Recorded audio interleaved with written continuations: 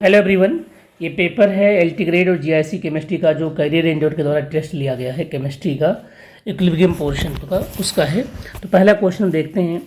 The solubility of A2H3 is Y mole per litre या decimetre cube. तो आपको बताना है सॉल्बिलिटी क्या है। तो अब सॉल्बिलिटी जब निकालते हैं ऐसे कंडीशन में तो ये देखते हैं कि कॉफिशिएंट क्या है, मतलब कि x की वैल्यू कितनी है 2 है और y की वैल्यू कितनी है 3 है।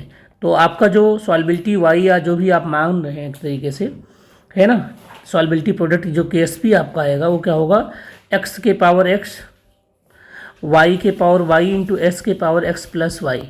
तो 2 के पावर 2 4 हो जाएगा, 3 के पावर 3 27 हो जाएगा, इंटू एस के पावर आपका हो जाएगा 3 + 2 5। यहाँ पे s की जगह पे हमने y मान लिया है। तो 27 को अगर आप 4 से मल्टीप्लाई करोगे तो 108 हो जाएगा और s की जगह पे y रखोगे तो y के पावर 5। तो बनेगा ऑप्शन कौन सा, डी बनेगा आपका।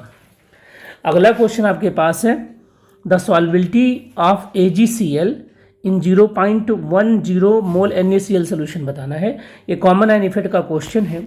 जब भी आपके पास ऐसा क्वेश्चन आ जाए तो करेंगे क्या, सिंपली आप इसको ब्रेक डाउन कर लीजिए AgCl को, है ना। AgCl जब ब्रेक होगा तो Ag प्लस मिलेगा और प्लस में Cl माइनस मिलेगा और साथ में कुछ Cl माइनस में NaCl भी देगा और बहुत ज़्यादा देगा कंपेरेटिवली, है ना।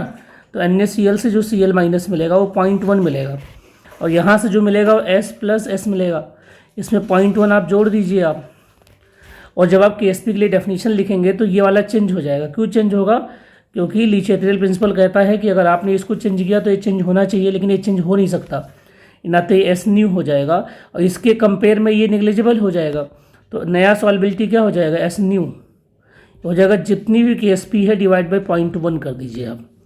KSP की वैल्यू दी गई है 1.2 इंटू 10 के पावर -10 है, ये 1.2 इंटू 10 के पावर -10 है और डिवाइड बाई 10 के पावर -1 है। तो आप इसे ऊपर लेके जाएंगे तो क्या बन जाएगा 1.2 इंटू 10 के पावर -9। इस हिसाब से ऑप्शन क्या बनेगा, सी बनेगा। क्वेश्चन नंबर 3 जो हमारे पास है, कह रहा है व्हिच ऑफ द फॉलोइंग में एक्ट एज ए बफर। इनमें से कौन सा बफर है। तो पहला वाला है बीक बेस के साथ, उसी का साल्ट है।